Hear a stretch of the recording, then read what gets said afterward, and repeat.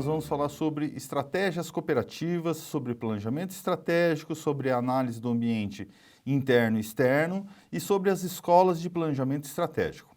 Bom, a evolução do planejamento estratégico é muito recente, né? Em meados do século XX, as principais discussões iniciaram com Henry Mintzberg, da Universidade McGill, em Quebec, Canadá, onde ele idealizou as 10 escolas de planejamento estratégico.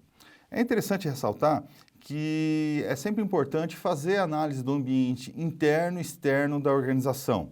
Nessa análise do ambiente externo, deve ser considerado tanto o macroambiente, o ambiente mais geral, né, com as suas potencialidades, o mercado, governos, aspectos econômicos, sociais, políticos, nessa análise mais macroambiental.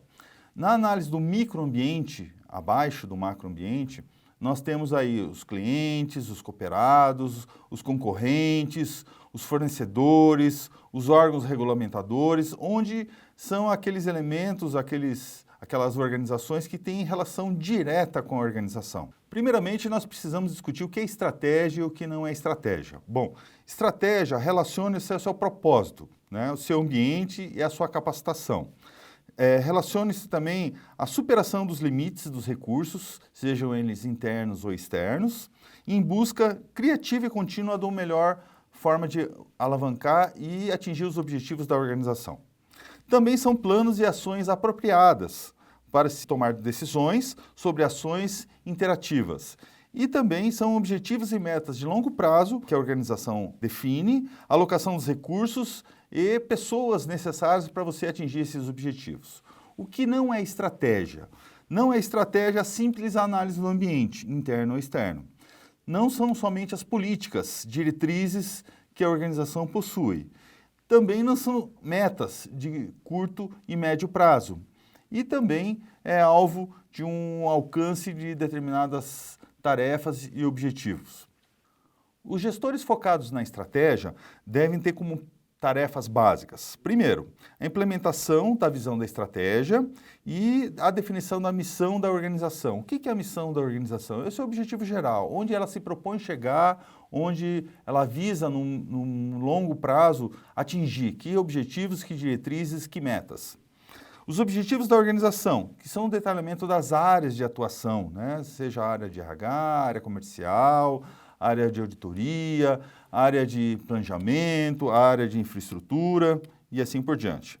Elaboração de uma estratégia para atingir os objetivos organizacionais. A estratégia corporativa, que fornece o rumo para que os objetivos sejam elaborados e vice-versa. E também a implementação e execução de estratégias. Com a implementação aí da estratégia corporativa, que é a estratégia mais de longo prazo, e a sua execução, com vistas a um desempenho idealizado, dependendo do prazo que for programado. A título de exemplificação prática, nós apresentamos um quadro onde temos aí os exemplos os elementos estratégicos da Cresol Baser. A missão, que é de fornecer soluções financeiras com excelência por meio do relacionamento para gerar desenvolvimento dos cooperados, dos seus empreendimentos e da comunidade. A sua visão, ser uma instituição financeira cooperativa de referência que desenvolve seus cooperados.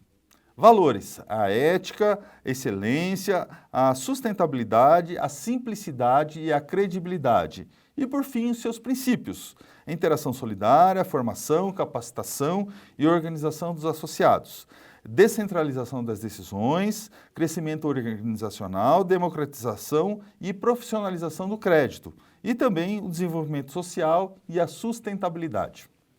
As estratégias cooperativas são elaboradas a partir do planejamento estratégico dessa organização, que define seus objetivos, metas e ações, com os devidos prazos, responsáveis e pessoal para execução e controle das atividades planejadas. Em termos de evolução do pensamento estratégico, nós temos aí as 10 escolas de planejamento estratégico propostas por Henry Mintzberg. São escolas interessantes. Começam do design, que tem um foco na sua concepção das suas estratégias, seu desenho informal onde ele é elaborado. Nós temos a escola do planejamento, que um processo de planejamento formal, sistemático, separado, organizado. Nós temos a escola de posicionamento, que é analítico, que prioriza a escolha de posições estratégicas no ambiente externo. Então, que estratégia que nós vamos ter em relação à concorrência, aos fornecedores, aos órgãos regulamentadores. Nós temos a escola empreendedora, que é mais visionária, criação de visão do empreendedor do negócio. Nós temos a escola cognitiva, que é mais um processamento mental, né, com a psicologia cognitiva da mente, do gestor estrategista. Nós temos a escola do poder, que trabalha a negociação, grupos conflitantes dentro ou fora das organizações. Nós temos a escola cultural, que trabalha de forma coletiva a tomada de decisões ou cooperativa. Nós temos a escola ambiental, que é reativa às posições do ambiente em relação à concorrência, ao macro e microambiente. A iniciativa externa à organização. E nós temos a escola da configuração, que trabalha transformação, prática prescritiva sobre as mudanças estratégicas em relação ao ambiente externo. Mintzenberg, então, reúne essas 10 escolas em 3 principais grupos. Seriam as escolas prescritivas, que são relacionadas à visão de planejamento, design de posicionamento. Nós temos as escolas descritivas, visão empreendedora, cognitiva, de aprendizado, de poder cultural e ambiental. E, por fim, o agrupamento que engloba todas as escolas anteriores na visão da configuração. Não há uma escola ideal, que seja completa, seja ideal para a sua aplicação. Mas sim, tudo depende do estilo da organização. Como que ela adota, como ela pensa a estratégia, como ela analisa o ambiente interno e externo. Nós temos, na sequência, a análise do ambiente interno e externo da organização. O estudo da análise de cenários é fundamental para qualquer planejamento estratégico de uma determinada cooperativa ou de uma determinada organização. A análise do ambiente externo deve ser avaliada as ameaças e oportunidades, tanto no tempo presente quanto no tempo futuro. É o processo de monitoramento das ameaças e oportunidades, no tempo presente como no futuro, que influenciam o atingimento dos objetivos de uma determinada organização. Já a análise do ambiente interno, ela leva em consideração os pontos fortes, pontos a melhorar e pontos fracos de uma determinada empresa. A análise do ambiente interno, então, visa a identificação das forças e fraquezas internas da própria organização, que são relacionadas com o ambiente externo, do macro e do microambiente. Em relação às finanças, há que se analisar os custos, os preços, as condições de pagamento, a inadimplência, a estabilidade financeira, o envolvimento do fluxo de caixa, o capital de giro, a liquidez, a lucratividade, os financiamentos, entre outros. Em relação ao marketing, envolve a comercialização, a pesquisa de mercado, a satisfação dos clientes ou cooperados, a segmentação do mercado, a estratégia do produto, dos serviços, a estratégia de preços, vendas, qualidade do atendimento e por aí vai.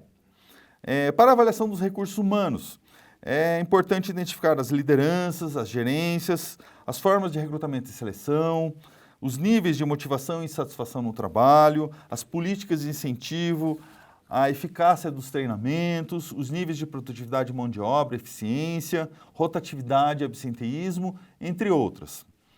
A exemplo, apresentamos os elementos do ambiente externo e interno, que seriam o FOFA, né, de uma cooperativa de crédito fictícia, chamamos aqui de Cooperativa Gama.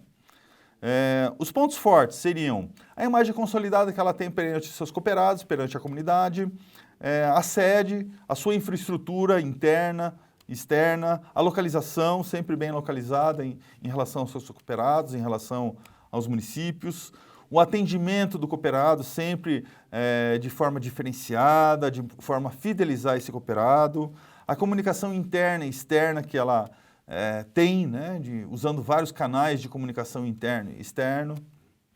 Os pontos a melhorar dessa cooperativa Gama: falta de treinamento constante dos colaboradores, falta de divulgação e venda dos serviços, dos produtos que ela possui, dos serviços que ela possui, desenvolvimento do plano de sucessão e lideranças, que é sempre importante, está pensando, está trabalhando essa sucessão de gerentes, de líderes.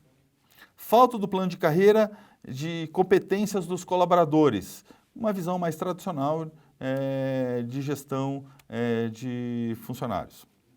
Oportunidades externas. Nós temos aí convênios com universidades, diversos tipos, novos parceiros que sempre surgem, sempre são possíveis estarem agregando ao conjunto, ampliação do número de agências de relacionamento e número de cooperados, educação ambiental e sustentabilidade, trabalhando isso tanto com o seu público interno, com seus colaboradores, quanto com o público externo, com seus cooperados e com a sociedade de uma maneira geral. E ameaças que são externas à organização, essa cooperativa, novas legislações que podem afetar negativamente, engessando a forma de trabalhar o crédito, engessando as formas de investimento, de financiamento, a concorrência acirrada, principalmente com bancos comerciais e com outras cooperativas de outros tipos de crédito, falta de recursos para financiamentos e investimentos, que muitas vezes aí o governo coloca determinadas situações onde você fica com recursos escassos para financiamentos e investimentos. Então, a título de exemplo, né, nós apresentamos esse FOFA da Cooperativa Gama.